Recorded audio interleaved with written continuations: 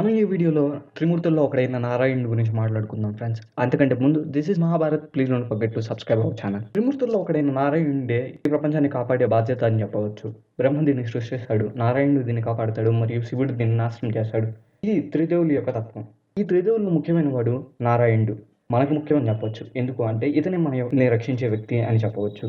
ఇలా మనల్ని రక్షించడం కోసం నారాయణుడు 10 అవతారాలను వేస్తూనే ఉన్నాడు. ఈ నారాయణుడి యొక్క 10 రూపాలకు దశావతారం అనే పేరు ఉంది. ఈ దశావతారం గురించి నేను ఈ వీడియోలో చెప్తాను. దశావతారంలో మొదటి అవతారం మత్స్యావతారం. ఈ మత్స్యావతారం సత్యయుగంలో విష్ణు చేత ధరించబడింది. మత్స్య అంటే ఒక చాపాకారంలో విష్ణుమూర్తి ఈ పృథ్వీ మీదకి వచ్చి మానవ జాతి మొత్తాన్ని కాపాడాడు. అది కూడా జగత్తును మింగేసే ఒక పెద్ద సునామీ నుండి మానవ జాతి మొత్తాన్ని కాపాడి మనల్ని సురక్షితంగా ఒక తీరానికి చేర్చాడు. అలా మనం చేర్చిన ఆ చేప పేరే మత్స్య. అందుకనే దాన్ని మత్స్యావతారంగా పరిగణిస్తారు. అలాగే ఇది నారాయణుడి యొక్క మొదటి అవతారం.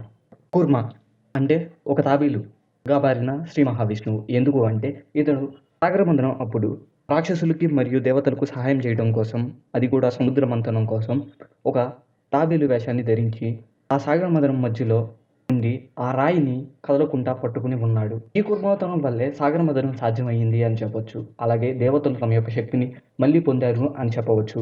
వరాహ అవతారం. వరాహం అంటే ఒక పంది. నారాయణుడు వరాహ అవతారాన్ని ఎందుకు ధరించాడు అంటే ఇతను సత్యయుగంలో ఆ హిరణ్యకశ్యప అనే ఒక రాక్షసుడు భూదేవిని అపహరించాడు. ఇలా అపహరించిన భూదేవిని వెనక్కి తీసుకురావడం కోసం విష్ణుమూర్తి వరాహ అవతారాన్ని ధరించాడు. అలాగే ఆ హిరణ్యకశ్యపుడికి ఒక వరం ఉంది. ఆ వరం ఏమిటి అంటే తను ఒక మనిషి చేత కానీ లేదా ఒక మృగం చేత కానీ వధించబడడు. కానీ ఇలా కోరుకునే సమయంలో అతను పందిని మాత్రం మర్చిపోయాడు. అందువల్లనే నారాయణుడు ఈ పంది అవతారాన్ని ధరించి ఆ హిరణ్యధను అనే వ్యక్తిని చంపడం జరిగింది. ఇలా నారాయణుడి యొక్క 3వ అవతారం కూడా ఉద్భవించింది అని చెప్పవచ్చు. నరసింహస్వామి శ్రీ మహావిష్ణువు యొక్క 4వ అవతారం. ఈ నరసింహస్వామి సగం మనిషి మరియు సగం జంతువు, అది కూడా సింహం. ఇతను సత్యయుగంలో జన్మించాడు. ఇతడు హిరణ్యకశ్యపుడు అనే ఒక రాక్షసుని వధించడం కోసం జన్మించాడు. అది కూడా ఆ హిరణ్యకశ్యపుడికి బ్రహ్మ ద్వారా దివ్యమైన వరాలు పొంది ఉన్నాడు. ఇలాంటి హిరణ్యకశ్యపుడిని చంపడం కోసం తన కుమారుడైన ప్రహ్లాదుని ఉపయోగించుకొని ఈ నారాయణుడు నరసింహ అవతారంలో ఈ పృథ్వీ మీదకు వెలిశాడు. ఇలా వెలిసిన నారాయణుడు ఆ హిరణ్యకశ్యపుడిని తన యొక్క రాజ్యంలోనే, తన యొక్క ఇంటి గుమ్మంలోనే వధించి సింహస్వామిగా మారాడు.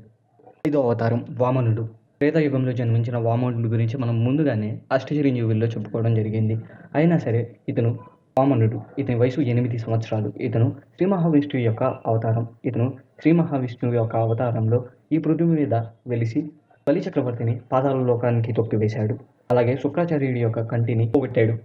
ఈ వామనుడు అనే బాలకుడు ఈ పృథ్వీ పైన మరియు ఆకాశం మీద మరియు బలి చక్రవర్తి నెత్తి మీద 3 అడుగులతో ఈ ప్రపంచం మొత్తాన్ని కొలిచేసిన వ్యక్తి. అందుకనే ఇతను నారాయణుడి యొక్క 5వ అవతారంగా నిలబడ్డాడు. పరశురాముడు నారాయణుడి యొక్క 6వ అవతారం. ఇతను త్రేతాయుగంలో జన్మించాడు. ఇతను జమదగ్ని మహర్షి మరియు రేణుకకు జన్మించాడు. ఇతను ఒక బ్రాహ్మణుడు, కానీ ఇతను ఒక క్షత్రియుడిలాగా తిరిగాడు. ఎందుకంటే ఇతనికి ఒక క్షత్రియ శరీరంతో పాటు క్షత్రియుడి యొక్క మనసు ఉంది. ఇతను తన తండ్రి జమదగ్ని మహర్షిని చంపిన కార్తవీర్య అర్జునుడి మీద పగ తీర్చుకుని 21 సార్లు ఈ ప్రపంచాన్ని క్షత్రియ విహీనం చేశాడు. అలాగే ఇతను అష్టచిరంజీవుల్లో ఒకడు. ఇతను స్వయంగా మహాదేవుని యొక్క శిష్యుల్లో ఒకడు. అలాగే చాలా ముఖ్యమైన వాడు అని చెప్పవచ్చు. అంతేకాదు ఇతని దగ్గర బ్రహ్మాస్త్రము, వైష్ణవాస్త్రము మరియు పాశుపతాస్త్రము, ఈ 3 దివ్యాస్త్రాలు ఇతని దగ్గర ఉన్నాయి. అందుకని ఇతను ఒక అతి మహారథిగా ఉన్నాడు. అలాగే ఇతను శ్రీ మహావిష్ణువు యొక్క 6వ అవతారం. ఇంకా శ్రీరాముడు గురించి మనం ప్రత్యేకంగా చెప్పవసరలా. ఇతను సత్యయుగంలో జన్మించబడింది. ఇతనికి 3 సోదరులు, లక్ష్మణుడు, భరతుడు మరియు శత్రుఘ్నుడు.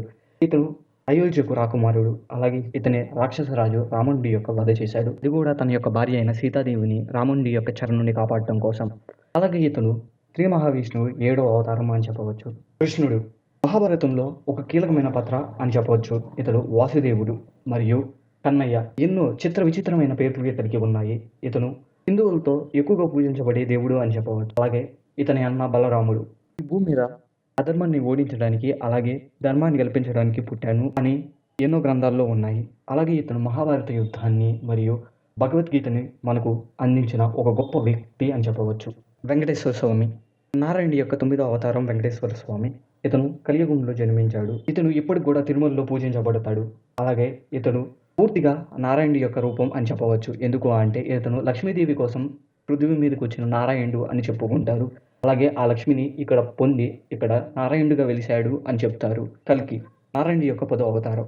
ఇతను ఇంకా పుట్టలేదు. ఇతను ఈ కలియుగంలో పుట్టి ఈ కలియుగంగాని అంతం చేశాడు అని ఎన్నో గాథలు ఉన్నాయి. ఈ కలియుగంలో వస్తాడు. అలాగే ఈ ప్రపంచంలో ఉన్న చెడును మొత్తాన్ని ధ్వంసం చేశాడు అని గ్రంథాల్ని బట్టి ఉంది. ఈ కల్కితో కలిపి నేను విష్ణుమూర్తి యొక్క దశావతారాల గురించి చెప్పడం జరిగింది.